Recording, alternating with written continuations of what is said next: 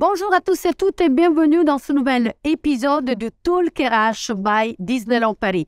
Épisode dans lequel nous allons parler d'insertion professionnelle. Bienvenue à nos invités, bienvenue à Lise Prépon, employée de restauration à Disneyland Paris. Lise qui nous parlera de son parcours d'intégration. Bienvenue à Sophie Pradel, chargée des relations entreprises de l'Épide de Montry, commune située en Seine-et-Marne. Bienvenue à Nicolas Dantrou, responsable des projets insertion et handicap à Disneyland Paris, et à Sylvie Bracomont, responsable des politiques sociales RH de Disneyland Paris. Bienvenue à vous tous. Sophie, si vous permettez, je commencerai par vous. Vous travaillez à l'Épide, établissement pour l'insertion dans l'emploi. Pouvez-vous nous donner des informations concernant l'Épide et quelques chiffres clés? On a parlé de l'Épide de Montry, mais je pense qu'il y a des centres qui sont répartis un peu dans toute la France. Tout à fait. Alors, en fait, l'Épide a été créé en 2005, à l'époque par Michel Alliot-Marie et Jean-Louis Borloo. Et le premier centre a ouvert donc en septembre 2005. Aujourd'hui, on compte 20 établissements en France, principalement dans les plus grandes agglomérations de France. Et en Ile-de-France, on a le centre de Montry et le centre de Brétigny. Et combien de jeunes sont à Montry? Alors, nous, on a une capacité d'accueil de 180 jeunes. Donc, la typologie des jeunes, ils ont entre 17 et 25 ans. Okay. Ils sont donc sans emploi, avec ou sans bac. Donc, on peut accueillir aussi des jeunes qui ont le bac. Et on a notamment aussi des jeunes qui sont FLE, français langue étrangère, et de plus en plus de jeunes réfugiés. Donc, on a à la fois des jeunes réfugiés et à la fois des bacheliers, ce qui nous permet, en fait, dans notre dispositif, nous sommes un établissement où on fait du travail individuel, donc on s'adapte, en fait, à chaque fois au niveau du jeune. L'Épide est bien un organisme public? Oui, tout à fait. On est financé par le ministère du Travail et le ministère de la Cohésion des Territoires. On a un petit peu de financement FSE et un petit peu de taxes d'apprentissage également. OK. Vous avez parlé des jeunes et on parle bien évidemment d'insertion. Vous faites aussi de l'insertion sociale autre que l'insertion professionnelle? Oui, tout à fait. En fait, à l'Épide, on travaille d'une manière globale avec le jeune. On travaille à la fois sur le projet professionnel, parce que l'objectif de l'Épide, c'est que le jeune trouve un emploi ou une formation à l'issue de son parcours qui dure 8 mois. Il peut aller jusqu'à 24 mois également. Et puis, on a également parallèlement un accompagnement social, puisque nous avons sur chaque centre une chargée d'accompagnement social, une infirmière pour régler toutes les problématiques de logement, gestion du budget, etc. Merci. Sylvie, à Disneyland Paris, quel type d'insertion réalisez-vous? Alors, à Disneyland Paris, on vise bien entendu l'insertion professionnelle puisque nous proposons effectivement ou des stages ou des contrats dans le cadre de diverses collaborations. Après, l'insertion professionnelle déclenche, on va dire, l'insertion sociale puisqu'à partir du moment où on va retrouver un travail, on va pouvoir éventuellement, comme le disait Sophie, avoir un logement. Nous, on a des exemples effectivement de personnes qu'on a intégrées dans les programmes qui, avant d'entrer dans le programme, dormaient dans leur voiture. Le fait de leur proposer et un travail, ça a déclenché un logement et une réinsertion professionnelle, mais également sociale. Bien sûr. Nicolas, donc vous êtes chargé des projets insertion et handicap à Disneyland Paris. Quand et comment est née la collaboration entre Disneyland Paris et l'Épide? Alors, Disneyland Paris collabore avec l'Épide depuis l'ouverture du centre de Montry, donc en 2005. Mais on peut dire que depuis 2 ans et demi, on a un véritable partenariat avec l'Épide de Montry, puisqu'on a mené avec eux différents types d'actions. Par exemple? Je peux parler si vous le souhaitez. Oui. Donc, la première action que l'on mène, ce sont des formations à destination des jeunes pour comment préparer son entretien d'embauche. Donc, on va les mettre dans des situations, on va faire des ateliers CV et on va les entraîner pour un entretien. On va leur expliquer l'aspect légal. Deuxième type d'action, c'est du coaching individualisé. Alors là, ça sera vraiment centré sur un projet d'une personne avec un objectif différent pour chaque personne. Ça peut être une simulation d'entretien, ça peut être aussi, on va travailler sur le savoir-être ou alors on va travailler sur le projet professionnel. Troisième type d'action, ça va être la participation de Disneyland Paris à des forums emploi que l'EPID met en place 2 fois par an. Donc là, on va présenter notre entreprise, nos métiers, la politique de notre entreprise, notamment la politique diversité. Et à la fin de ces forums, on va organiser du job dating. 4e type d'action, ça va être du recrutement en direct, ou alors on va recruter pour nos programmes d'insertion, notamment les programmes passerelles dont parlait Sylvie juste avant. On va revenir sur tout ça, c'est très intéressant. Sophie, combien de jeunes, grâce à l'EPID, ont pu trouver un emploi? Alors, en fait, nous, on a à peu près, en 2022, on avait 64% de sorties positives. Donc, qu'est-ce qu'on entend par sortie positive? C'est soit un contrat supérieur à 2 mois ou soit une formation qualifiante. Voilà, donc dans tout domaine d'activité, ça va être vraiment en fonction du jeune. Après, ce qu'on retrouve effectivement, ça va être l'hôtellerie, la restauration, la grande distribution, la vente, le commerce. Voilà, on travaille un petit peu la propreté. On travaille aussi avec eux sur les métiers en tension. Et côté Disneyland Paris, combien de jeunes ont trouvé un emploi par le biais de l'EPID? Alors, on a fait des petites recherches sur les 2 dernières années avec Sophie. Ça représente 14 CDI sur les 2 dernières années, 7 CDD, 18 stages d'insertion professionnelle et 4 jeunes ont été accueillis en apprentissage à Disneyland Paris. C'est un chiffre qui était en nette augmentation sur ces dernières années. Donc, plusieurs actions, c'est ça, Sylvie, sont mises en place par Disneyland Paris au sujet de l'insertion. Pouvez-vous nous en dire plus? Au-delà de ce qu'a expliqué Nicolas, les coachings, on a principalement 2 grandes actions. On a ce qu'on appelle le programme anciennement dit les passerelles pour l'emploi. C'est un programme que l'on a avec le département de Seine-et-Marne et la région Île-de-France. C'est un programme que l'on a depuis très très longtemps, depuis 2005, qui consiste effectivement, dans le cadre d'un programme de 4 mois, à proposer des stages, 2 stages de 3 semaines chacun. Ça s'adresse au public large, au public dit éloigné de l'emploi au sens large. Autant effectivement, Sophie a expliqué que leur cible, c'est plutôt les jeunes. Sur le programme Passerelle, on va aussi bien effectivement proposer ces programmes à des jeunes, à des seniors en reconversion professionnelle, à des personnes en situation de handicap, à des réfugiés. Et dans le cadre de ce programme, donc 4 mois de formation, donc des formations dans un organisme externe, et nous, on va faire les stages dans l'entreprise. Et à l'issue du programme de 4 mois, on proposera ou des CDI ou des CDD. On a environ 5 programmes par an d'une douzaine de stagiaires dans les métiers, notamment de la restauration, de l'hôtellerie ou les métiers d'accueil. Donc ça, c'est effectivement le principal programme que l'on a. Et on a également un 2e programme qui est le service militaire volontaire, cette fois-ci en partenariat avec le ministère de la Défense, où là, ça s'adresse également à des jeunes de moins de 26 ans sans diplôme. Alors là, c'est un petit peu différent. C'est une formation militaire pendant 6 mois qu'ont les jeunes.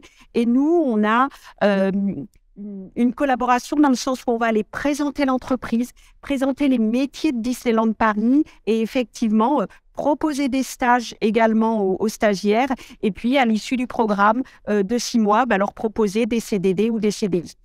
Et dernière action également qu'on a, c'est ce qu'on appelle les visites découvertes métiers. C'est permettre à l'EPID, mais permettre également à d'autres associations ou à l'école de la deuxième chance, à Pôle emploi, de venir sur site, découvrir quels sont nos métiers et de pouvoir passer un petit peu de temps avec les professionnels de l'entreprise de manière à aider les jeunes à quelle va être ma voie et à les orienter dans leur futur projet professionnel. Merci Sylvie. Lise, vous travaillez à Disneyland Paris en tant qu'employée de restauration. Mais avant d'arriver à Disneyland Paris, vous avez fait partie du programme d'insertion de l'EPID. Comment avez-vous connu déjà l'EPID? J'ai connu l'EPID grâce à un monsieur de l'armée, de la marine, parce que j'étais dans une porte ouverte avec ma sœur et je n'avais pas de solution, donc je suis allée. Et la marine, à un moment, ça m'intéressait, mais je n'étais pas sûre de moi de vouloir aller dans l'armée. Donc après, le monsieur m'a dit, si tu veux, il y a l'EPID. Ça pourrait t'aider, c'est d'insertion militaire. Et donc après, j'ai dit, ça pourrait être bien. Et après, j'ai été voir mon conseiller mission locale pour parler de l'EPID. Et il m'a dit que oui, ça pourrait être bien pour toi parce qu'il connaissait déjà un des jeunes à lui qui a fait la demande pour aller à l'EPID. et qui m'a dit ça pourrait t'intéresser aussi, comme ça tu pourras t'ouvrir, trouver plein de choses. Ça se trouve, ça sera là, tu pourras trouver ta voie en fait. Et si je ne suis pas indiscrète, c'est quoi votre parcours scolaire? Alors j'ai passé un CAP cuisine. Oui. Et après mon CAP, j'ai arrêté mes études. Parce que de base, après, je voulais directement y travailler. Mais il y a une épidémie. Et ça fait que je me suis retrouvée avec rien du tout. Et ça fait combien de temps que vous travaillez à Disneyland Paris? Cette année, ça va faire maintenant 1 an. Et donc, concrètement, comment ça s'est passé, Nicolas? C'est vous qui avez, par le biais de l'EPID, connu Lise et donné la possibilité à Lise d'intégrer l'entreprise? Oui, tout à fait. En fait, j'ai rencontré Lise lors d'un coaching individualisé. C'était pour l'aider à s'orienter professionnellement. Elle était un petit peu perdue à ce moment-là. Donc, je l'ai reçue. On a parlé un petit peu de son projet professionnel. Et comme son profil m'a plu, je lui ai proposé d'intégrer le programme Passerelle employé de restauration. Ce qu'elle a fait il y a un peu plus d'1 an. Elle a fait 2 stages à Disney qui se sont très bien passés. Et à l'issue, on lui a donné un CDI. Est-ce qu'il y a un profil type des gens qui s'adressent à vous, chère Sophie? Alors, en fait, il faut juste qu'ils soient volontaires. Alors, c'est vrai que j'ai omis de présenter au tout début de mon intervention, mais c'est vrai que l'EPID, c'est un peu atypique, puisqu'il y a deux éléments un peu qui sont un peu propres à l'EPID. C'est d'une part le cadre d'aspiration militaire, puisque à l'EPID, les agents et les jeunes sont en uniforme. Et puis l'autre aspect, c'est l'internat obligatoire, c'est-à-dire que les jeunes arrivent le lundi et repartent le vendredi. Donc l'internat est obligatoire.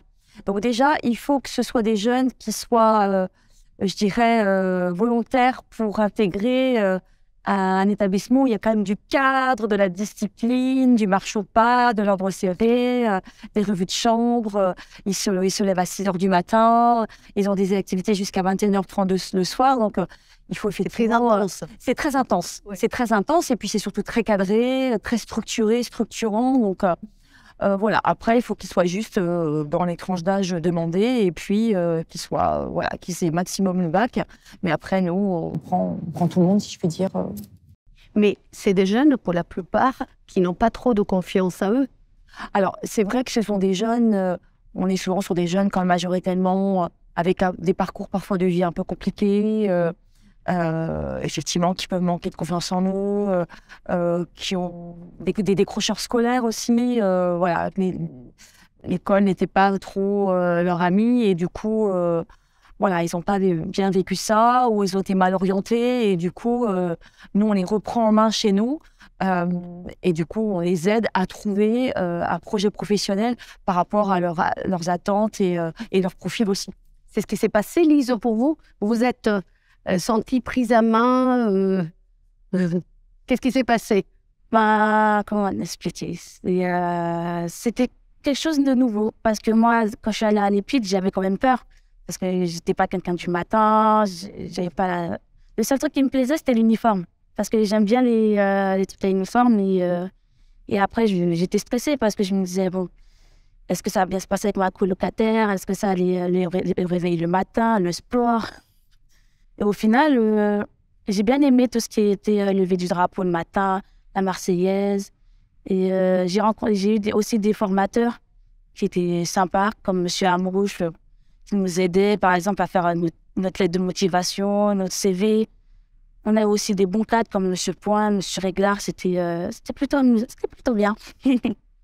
Sylvie, quels sont les freins parmi les plus importants qu'on peut rencontrer lorsqu'on essaye d'aider ces jeunes à s'intégrer dans le marché du travail? Le frein, un des freins importants, ça va un petit peu ce qu'a expliqué Sophie. Souvent des personnes qui sont déscolarisées, qui n'ont pas trop de repères, donc pour qui effectivement, voilà, le fait d'arriver à l'heure le matin quand on a un travail, de respecter les consignes ou choses comme ça peut être un petit peu difficile. D'où l'importance du travail mené par l'EPID, effectivement, de redonner confiance aux jeunes. Dans le cadre du partenariat avec le SMV, c'est exactement la même chose, une formation militaire. Donc, on les remet un petit peu dans le cadre, on leur réexplique aussi le travail d'équipe, la vie en collectivité. Donc, c'est souvent effectivement ça qui est un petit peu difficile, c'est quand on est sur des populations qui ont été éloignées un petit peu longtemps du cadre, on va dire, de base des relations, notamment en entreprise.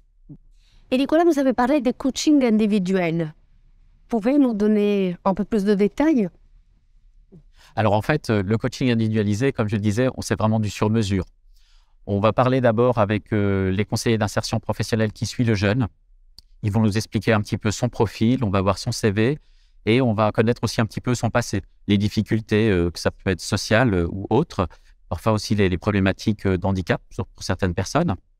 Et grâce à toutes ces informations, on va essayer de construire ensemble un projet et un objectif au bout de chaque entretien. Parce qu'on peut rencontrer les jeunes plusieurs fois.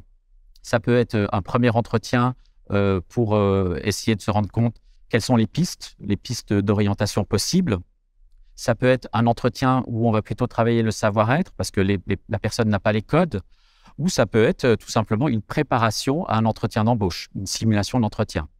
Donc pour chaque jeune, on s'adapte et on peut les revoir parfois 2 fois ou 3 fois. Et en général, au bout de 2 ou 3 fois, on a vraiment des résultats assez importants. Et combien de fois vous avez rencontré Lise avant de la faire embaucher à Disneyland Paris? Alors, une seule fois, parce que c'est vrai que le profil de Lise m'a tout de suite plu. J'ai trouvé qu'il y avait un potentiel intéressant chez Lise. Ce côté, puisqu'elle aimait bien le côté militaire, le côté cuisine aussi. Donc, tout ça me donnait beaucoup de cartouches pour aller plus loin avec elle.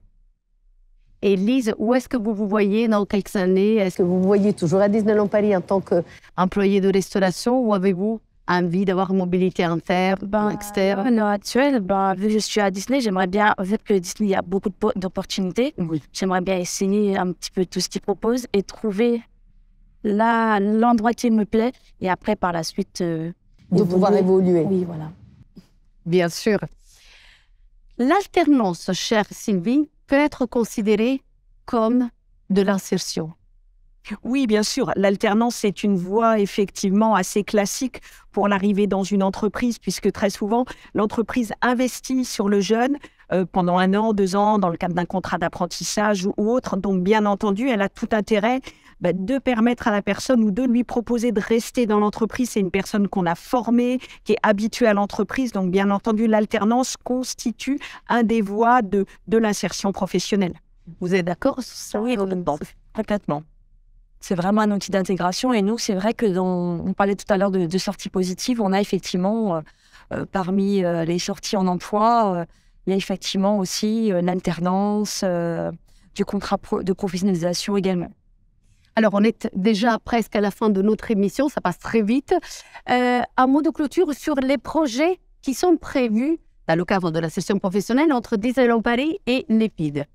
Alors, déjà, le projet, c'est de continuer ce qu'on fait actuellement parce que ça donne des résultats assez probants. On le voit sur les chiffres vu du nombre de personnes qui ont été employées. Aussi, on en parlait encore tout à l'heure avec Sophie, c'est que les conseillers d'insertion professionnelle sont vraiment contents de ce partenariat.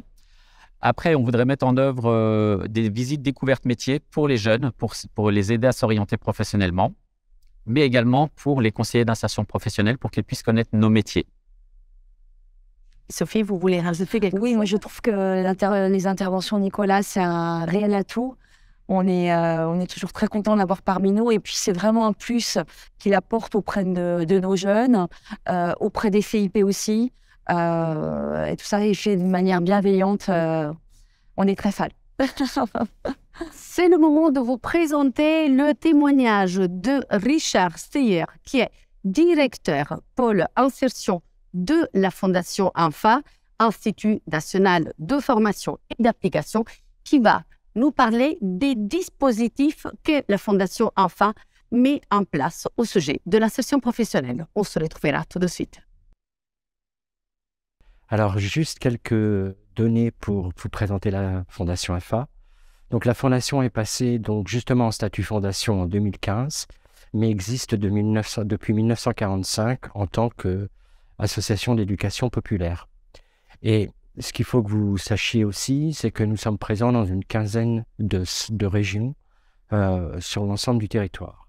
La Fondation INFA accueille tous les ans, et a accueilli en 2022 7700 stagiaires à peu près, dont 5200 qui étaient ce qu'on appelle nous en parcours d'insertion.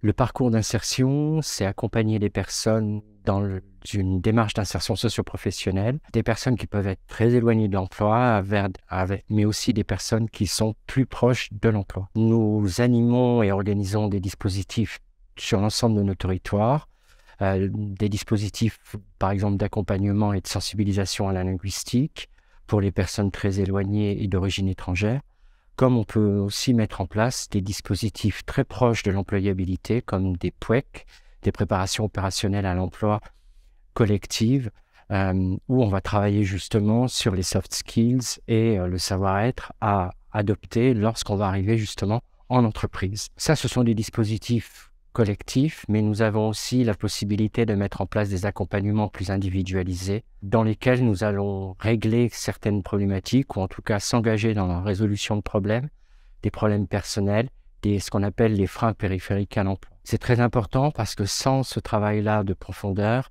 une insertion reste un parcours très fragile et très difficile pour les personnes. Donc, pour pouvoir réussir son intégration en entreprise, il faut aussi que nous puissions travailler sur l'ensemble des freins périphériques à l'emploi.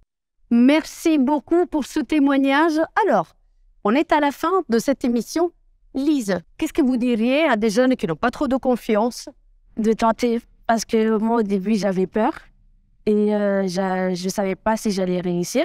Et au final, on m'a encouragé, on m'a dit, tant que tu n'essayes pas, tu ne sauras pas. Et au final, j'ai essayé, j'ai fait ma formation et au final, ça me plaît d'être à Disney.